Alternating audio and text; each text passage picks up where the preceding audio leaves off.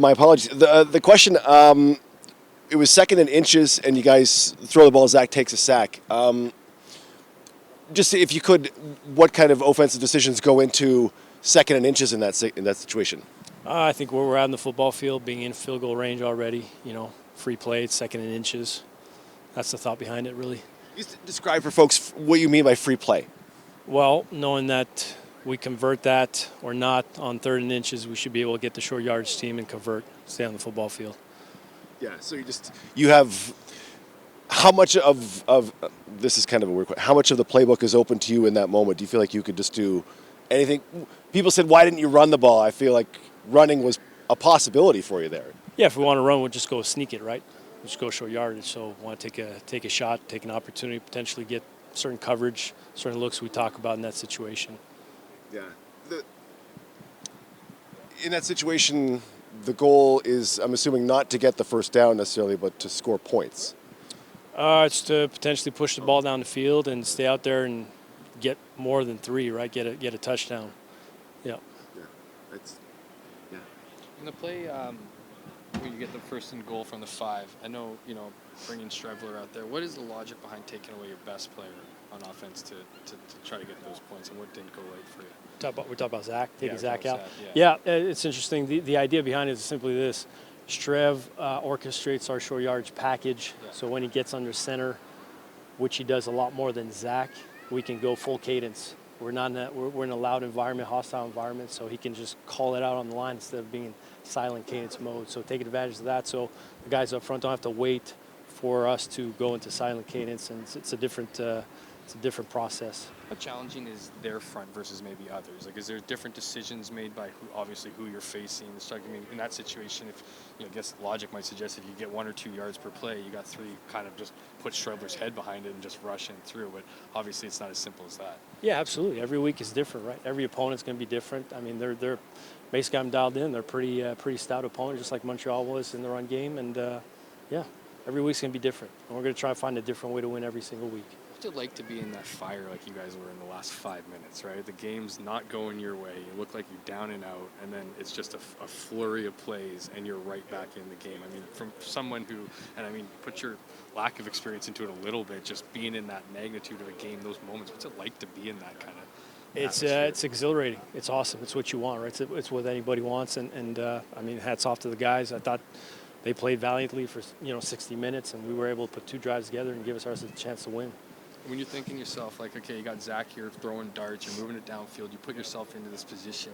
I know Zach mentioned after the game it was a play that a lot of offenses run in that. When you're deciding to find the right play in such a key moment, it seemed from the outside that you went with a relatively easy play to call that just needs to be delivered. Is that something that can be predictable on the other side? What do you make of that final call on that 2-point?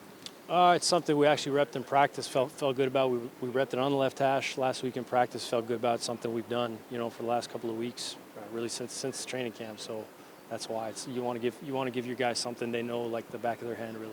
I asked JY this. What is the challenges of playing the same team back to back? How much can you use? How much do you want to use? How much of it is it guessing what they might do versus what they did? I know that's kind of the challenge every week, but when you're playing that team back to back, what is the added? It's extremely hard because you don't know what they're going to do, right? They're going to sit back there and kind of, let us do our stuff, or they're going to bring the same amount of pressures. What they're going to do, we have no idea, so we just got to control what we know and keep, executing our stuff. And you can't really guess from one week to another, right? It's going to change from opponent to opponent as well. It's a cruel sport, often one with inches. You get that 2-point convert, Jason, and you're the hero today, right? You guys fall short, and people are questioning your play calls. I'm just genuinely curious how you feel. Like, we ask players to do this every week. Just evaluate your kind of season so far. Yeah, it's tough. I mean, I don't think that I'd be the hero, but it's tough, and it's the frustrating part for myself is I thought our guys deserved it. They played valiantly, and they fought 60 minutes, and they deserved to win. Regardless of what happened in the game, they didn't let up, and they gave themselves a chance. They leaned on each other, offense, defense, all 3 phases were playing, in unison, and you wish that the outcome was different, 100%. For myself, it's just another one to add to the list, more experience, build off of that from week to week. Brady, it seemed like a lot of talk going into it being the number one, run defense versus the number one run offense. But you obviously took the idea of a couple injuries in their secondary. They've been susceptible, and it really worked for Zach. He's like he was moving it down. How do you find that balance of getting Zach, beating him over top, but also integrating that run game?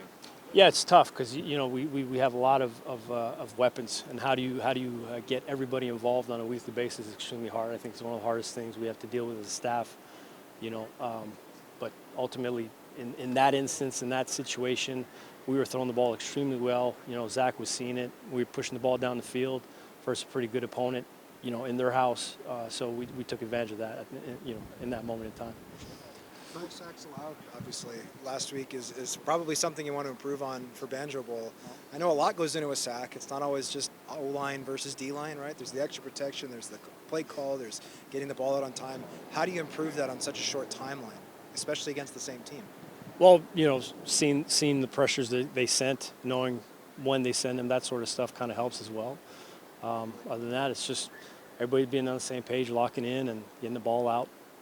Did the crowd have a factor in that? I mean, it seemed loud on television, but that doesn't do justice to being on the field. I mean, was there communication issues? No, I don't know that has anything to do with sacks or ball getting out, that kind of stuff. No. They essentially run 2 different defensive lines. Does that add to the challenge? Yeah, they're credit to them. Like, we lost, want us to win. We fought hard, but at the end of the day, it's a pretty good football team. Very, very good defensive front. One more, guys. Terry Wilson, you get him into the mix. What's he going to be able to provide your offense? Long run, I think he's a smart kid. He's fast. He's ball in hand kind of guy. He could do a lot of stuff. He's a good weapon. Smart kid. Love him. Really happy. Hey, I'm disappointed for him. Wanted more for him in that sense. But at the end of the day, we're just happy to have him back, and it's a great league for him to be back in. Thanks, guys. Thank you. Yep. Thank you. Awesome. Thanks, Jason.